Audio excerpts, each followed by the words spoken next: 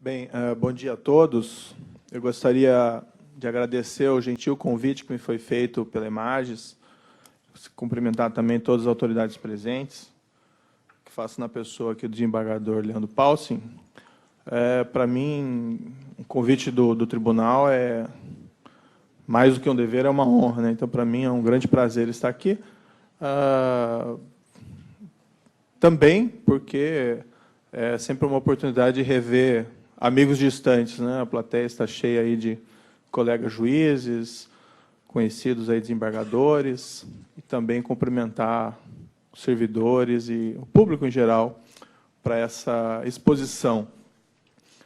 Eu fiquei na dúvida um pouco quanto à minha exposição, e o que achei talvez mais interessante seria fazer um paralelo do tratamento da corrupção no Brasil e nos Estados Unidos, até onde eu conheço o sistema legal norte-americano, porque também, evidentemente, não sou nenhum especialista, embora até a exposição anterior brilhante do professor Paul é mais um aprendizado a respeito da experiência norte-americana. Mas fazer essa comparação e, a partir dela, é possível fazer algumas reflexões a respeito do nosso sistema. E, bem, algumas questões são questões gerais que todos nós conhecemos. Nós temos na nossa legislação federal brasileira a tipificação, que eu reputo uma tipificação adequada, do crime de corrupção. A corrupção ativa e a corrupção passiva. Nós temos lá no Código Penal a longa data, pelo menos nessa formatação, com algumas modificações legislativas posteriores, os artigos 317 e 333. Não acredito que, em matéria de tipificação do crime, existam aí maiores problemas dentro da nossa legislação. Algumas questões de legislação material talvez merecessem alguma alteração. Em especial, nós não temos no Brasil ainda a corrupção no âmbito privado como um crime. E talvez, em determinadas circunstâncias, pelo menos em corrupção de entidades privadas em um montante expressivo, ou quando essas entidades privadas, de alguma forma, recebem recursos públicos, penso que seria interessante se cogitar a tipificação. Quando, por exemplo, nós temos no Código Penal atual que um dirigente de uma empresa estatal, seja uma empresa pública ou uma sociedade de economia mista ou uma autarquia, acaba sendo enquadrado o pagamento de propina, o recebimento de propina nos crimes de corrupção. Mas esse enquadramento típico é mais complicado se, por exemplo, for uma entidade privada que simplesmente recebe recursos, ou, eventualmente, uma entidade privada que tem participação acionária pública, mas não se qualifica como, propriamente, empresa pública ou sociedade de economia mista. Então, acho que é um ponto que nossa legislação poderia ser revista para melhor. Mas a grande questão, que me parece, aqui eu aproveito um gancho do sistema norte-americano, até tive a oportunidade de revidir um artigo com o colega juiz federal Antônio Bochenek, nós publicamos no Jornal Estado de São Paulo faz alguns meses, e o título acho que resume um pouco o meu pensamento sobre essa matéria, que o que nós colocamos, olha, o problema é o processo, né? O problema do Brasil não é tanto a questão da lei material, claro que se pode pensar em melhorias, mas nós temos um déficit grande de efetividade no processo judicial em relação a esse tipo de criminalidade. E o exemplo norte-americano até nos diz muito a esse respeito, porque, como foi dito pelo professor Paul até antes da exposição, nos casos criminais, cerca de 80% a 90% dos casos encerram-se com uma espécie de plea guilty, que é um reconhecimento de culpa. E, pelo que eu conheço e posso ser corrigido se eu estiver errado, mas quando existe esse reconhecimento de culpa, normalmente o caso não vai a júri, ele é julgado de uma forma mais simplificada. E eu fico imaginando, nessas horas, que eu gostaria muito de ser um juiz norte-americano e pegar os meus casos e separar 80% deles e poder resolvê-los sem a necessidade de um custoso julgamento. E não seria uma alegria só para mim, seria uma grande alegria, imagino, aqui para o tribunal, para o Ministério Público também, em segunda instância, não ter que se ocupar de 80%, e não só dos meus casos, mas de todos os casos criminais. E, ao contrário do que acontece nos Estados Unidos, o que nós vemos no Brasil é uma situação absolutamente diferente. Muitas vezes nós temos casos criminais, nós não vamos falar aqui, eu não vou falar aqui em casos concretos específicos, mas nós temos casos criminais em que a prova incriminatória é uma prova, eu acho que até aquela expressão, além de qualquer dúvida razoável, nem é apropriada, é uma prova esmagadora, é uma prova mastodôntica da responsabilidade criminal do acusado, mas, ainda assim, nós não temos essa cultura do reconhecimento de culpa ou da tentativa do acusado, através de sua defesa, de alguma maneira admitir a responsabilidade criminal, ganhando alguma vantagem em matéria de dimensionamento da pena. E o que eu particularmente penso que o problema, né, reside na baixa efetividade do nosso sistema de justiça criminal, especialmente para esses casos mais complexos.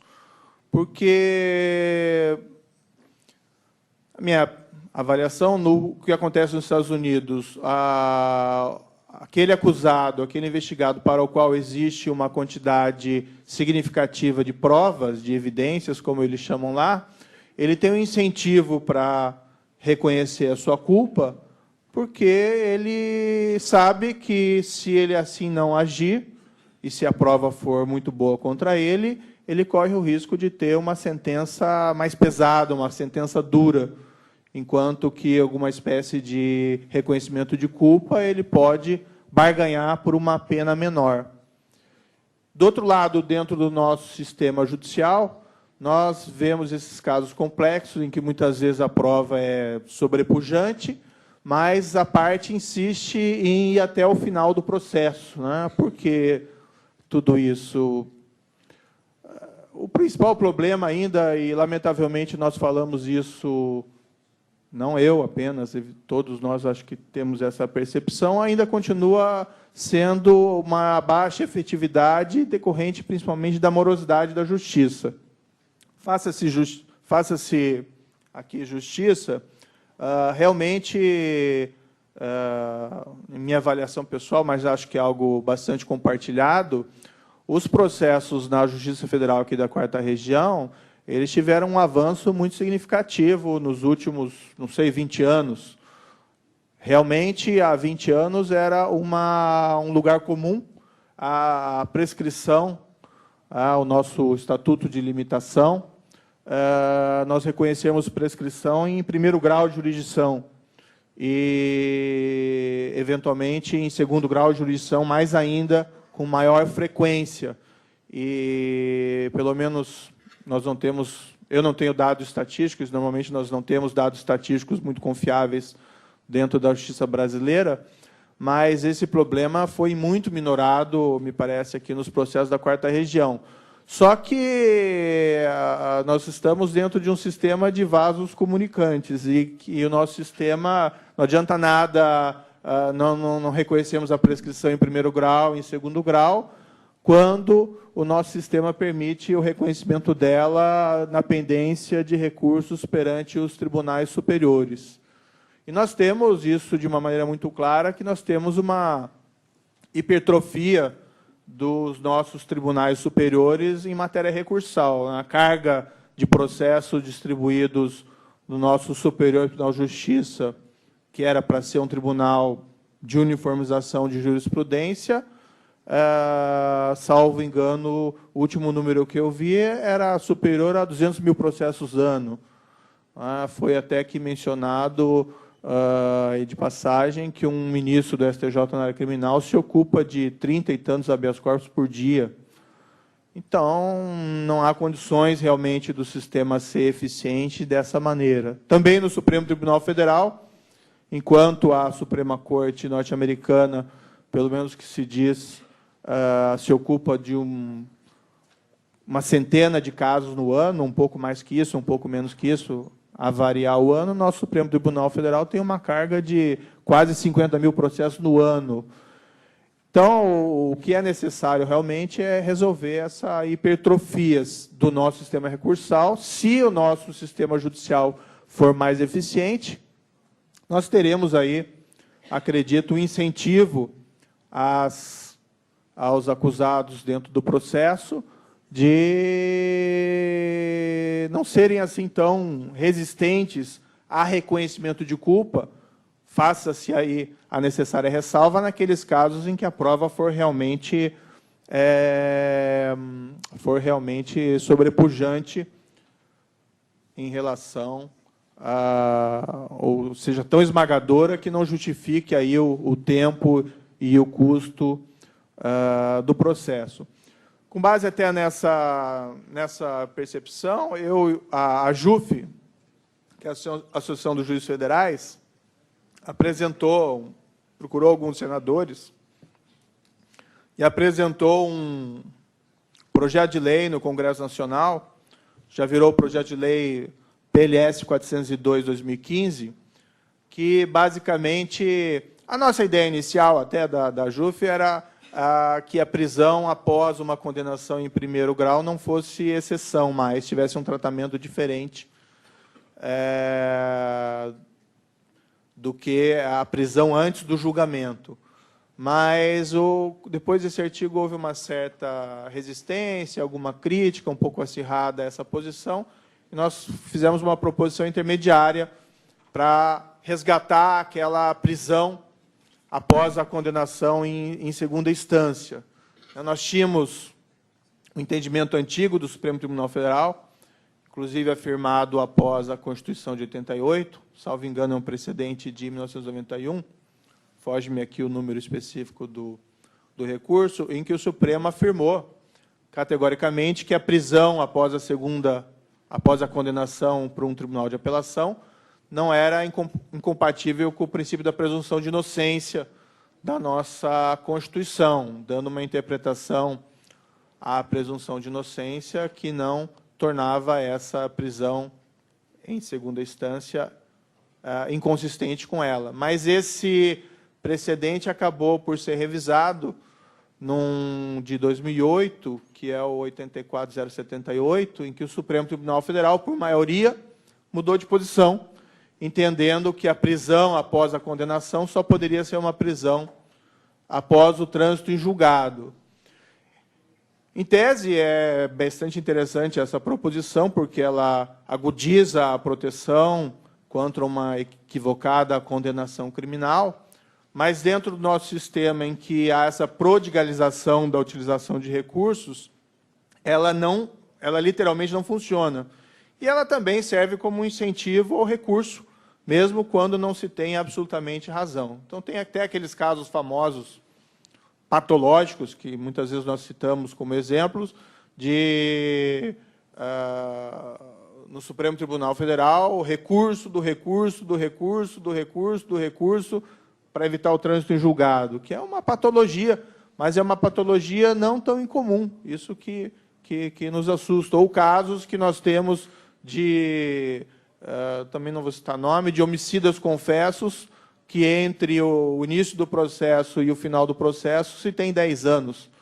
Né? Então, há alguma coisa de errado no nosso sistema se nós não conseguimos processar um homicida confesso em 10 anos, e até o final ele permanece livre.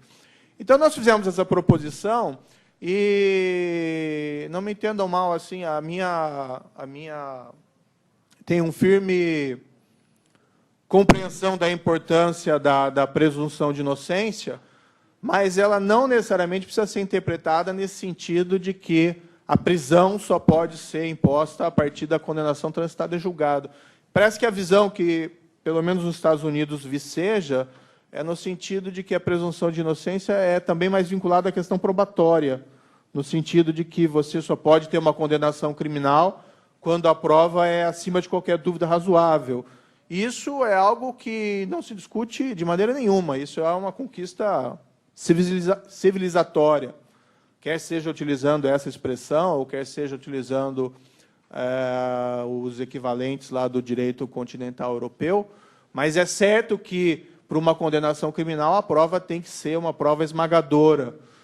E não tanto a presunção de inocência vinculada à questão da prisão, pelo menos após um primeiro julgamento, né? Também entendo que uma prisão antes de um julgamento, antes de uma condenação, deve ser sempre excepcional, né? O tal do, como lá no norte-americano, pretrial arrest, uma detenção preventiva, ela deve ser excepcional, mas após um primeiro julgamento, a equiparação da figura do acusado com o condenado não me parece lá tão apropriada. Salvo engano, salvo uma incompreensão minha do sistema norte-americano, pelo que eu entendi da legislação federal norte-americana, antes do primeiro julgamento, a prisão é tida como excepcional.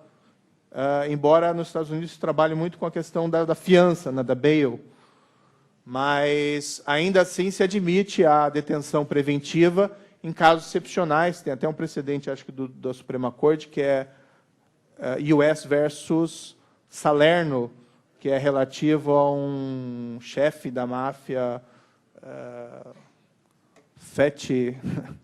Tony Fett Salerno, alguma coisa assim, que é das famílias lá nova-iorquinas mafiosas. Mas, a partir do julgamento em primeira instância, pelo que eu entendi da leitura da interpretação norte-americana, federal pelo menos, a regra é que se responde eventuais recursos já com a imposição da prisão. Bem, ainda que nós não caminhemos para esse quadro dentro do Brasil por conta de nossas perspectivas culturais, levar ao outro extremo de exigir o trânsito em julgado me parece um equívoco. E aqui me permitiria uma certa reflexão, em decorrência até do caso concreto com o qual eu trabalho, e também uma comparação com os Estados Unidos.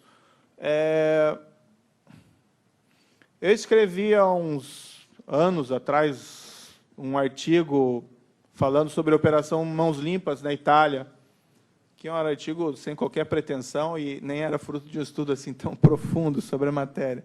Mas, por circunstâncias misteriosas da história, esse artigo acabou sendo trazido à baila nesses 2 últimos anos, em decorrência de comparações com esse caso concreto que eu aqui me encontro. E, de fato, se faz uma pesquisa, uma comparação entre os casos, existem alguns pontos comuns.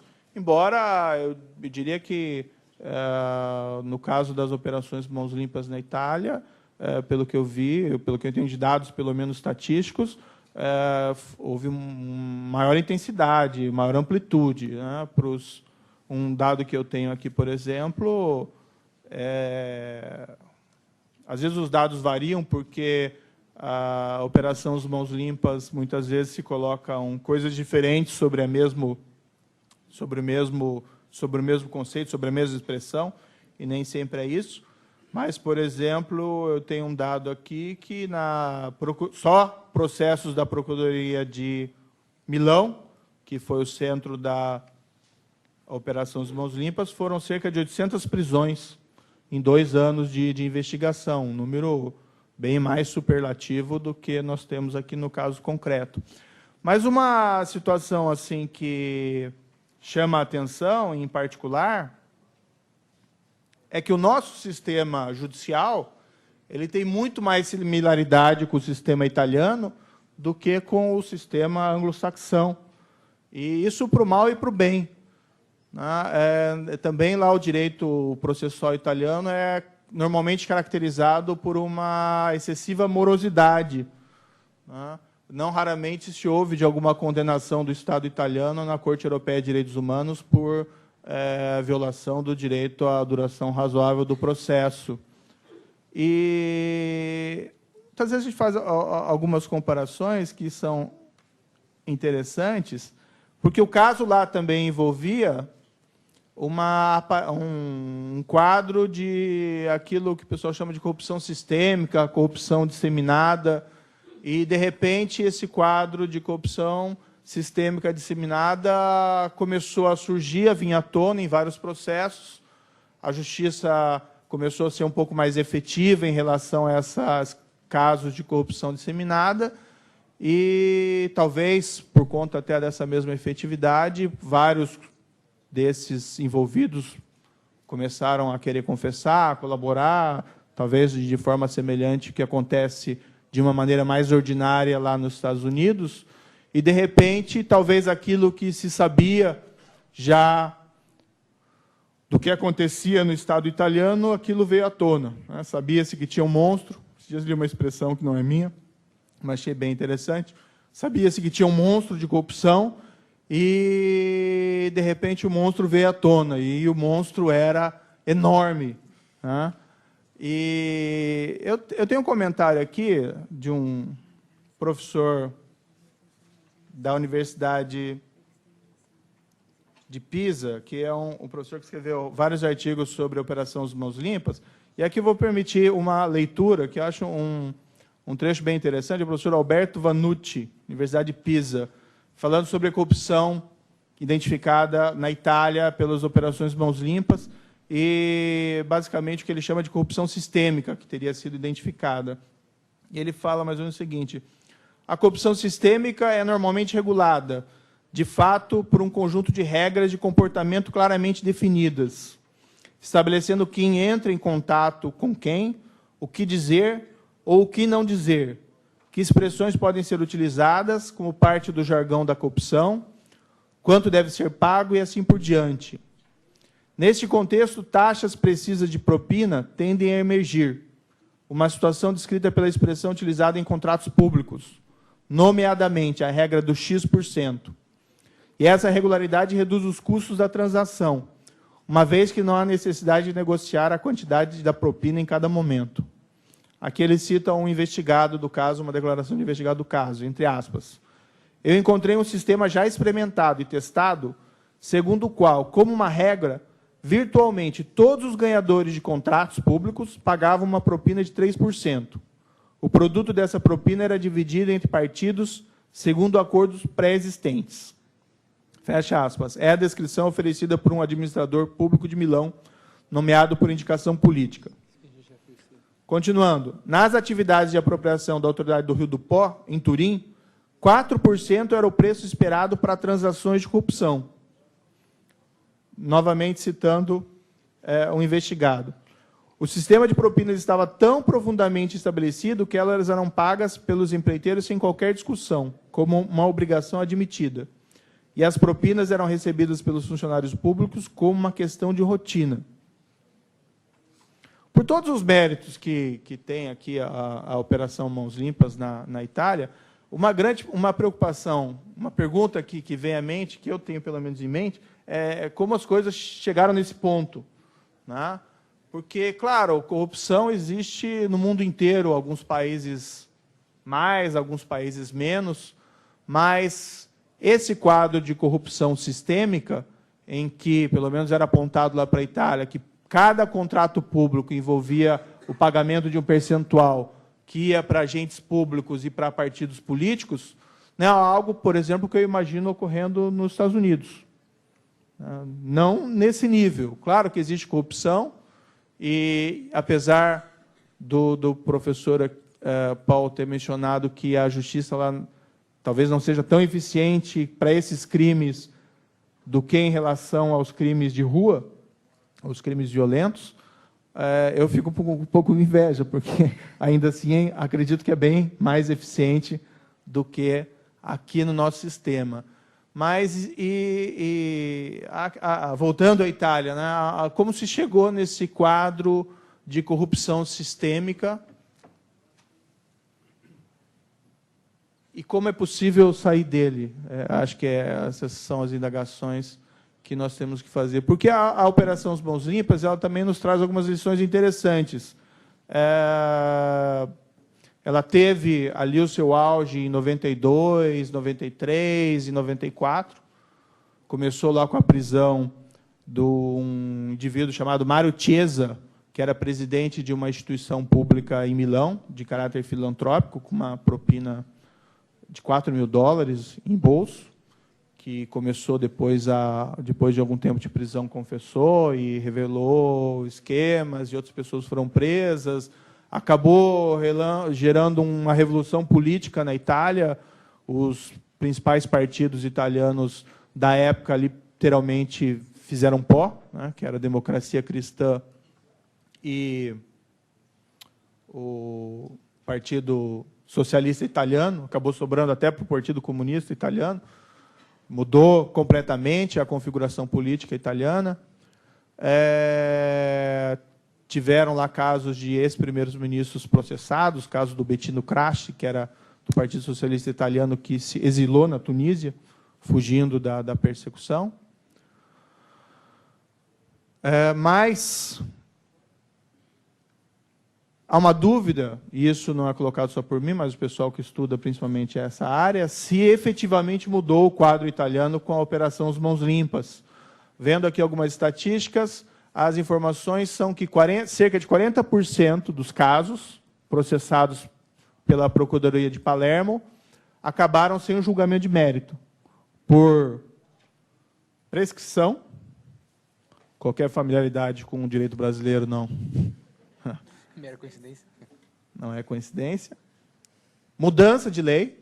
Durante ali o auge das operações Mãos Limpas, 92 a 94, houve várias tentativas de se alterar a lei para prevenir a própria andamento da Operações Mãos Limpas. Lei que visava proibir prisão preventiva em caso de crime de corrupção. Não passou. Leis que buscavam descriminalizar o financiamento, a utilização de recursos, doações eleitorais ilegais. Não passou. Mas depois daquele auge em 92, 94, mais adiante, no decorrer da década de 90, mais para o final da década de 90, várias dessas leis passaram. Inclusive leis que anistiaram algumas condutas que previamente eram consideradas criminais e que as pessoas haviam sido condenadas. Então, quando se pega o retrato final, embora inegável mérito o trabalho feito pelos magistrados italianos, aqui Ministério Público e tanto pelos juízes, e apesar de toda aquela dimensão do trabalho feito na Itália, boa parte do trabalho se perdeu nos labirintos do processo penal italiano pantanoso. E esse é um risco real, né? Risco real dessas experiências se repetirem também em outros locais. Então, talvez essa também seja uma lição das operações Mãos Limpas, que seria muito interessante se, talvez com base nessa experiência atual, em que o monstro está aparecendo, talvez por conta dessas investigações, que nós tivéssemos reformas institucionais, digo não só no direito penal, mas no processo penal, que aumentassem a efetividade do nosso sistema. Para, quem sabe, nós caminhássemos para um lado em que nós tenhamos, no futuro, se não 80% dos processos criminais sendo resolvidos com alguma espécie de admissão de culpa, mas um percentual de 50% já faria alegria da magistratura. E claro, a questão não é... Nós, muitas vezes, tratamos o processo, a justiça, como uma questão atinente a juízes e advogados, mas vai muito além disso, né? A justiça importa realmente o efeito final para a população, né? Se ela funciona ou não funciona. Então, gostaria que, até é importante nós termos essas posições sobre o sistema norte-americano, porque não que também não tenha os seus problemas, o direito norte-americano, por evidente, mas quem sabe nós possamos caminhar para uma justiça criminal mais efetiva no Brasil, em que nós tenhamos esses casos resolvidos dessa maneira. Alguns sinais disso, pelo menos nesse caso, eu nunca vi tantas pessoas finalmente admitirem a responsabilidade criminal em casos criminais muito expressivos. Quem sabe isso seja um sinal, a própria advocacia, que tratava muitas vezes seus colegas advogados que se dispunham a participar de acordos com a acusação como leprosos, a própria advocacia me parece que está rompendo certas barreiras em relação a esse tipo de procedimento. Mas há possibilidade de dois caminhos, né? O caminho, talvez, que nós tenhamos um ganho cada vez maior dessa efetividade da justiça criminal. Isso vai ser bom para todos, e bom principalmente para o país, né? Porque os custos da corrupção e os custos da corrupção sistêmica são extraordinários. Ou nós podemos ter isso apenas como um soluço, né? Um momento excepcional que não gere frutos no futuro. Até por uma pesquisa interessante, e eu não quero ser tão negativo assim da experiência italiana, porque eu também não conheço tão a fundo, mas, segundo aqueles dados da Transparência Internacional, em uma comparação de países em relação à corrupção, um ranking de 175 países, o Brasil, o ranking do ano passado, estava na 69ª posição, dividindo com outros países, entre eles a Itália. Então, com tudo aquilo que aconteceu, ainda assim, e sem qualquer demérito, diga-se aqui, do trabalho dos magistrados italianos, mas talvez oportunidades foram abertas e oportunidades foram fechadas. Bem, é isso que eu tinha a dizer. Vamos tentar manter as oportunidades abertas para mudar as nossas práticas judiciais e nossas práticas culturais. Obrigado a todos.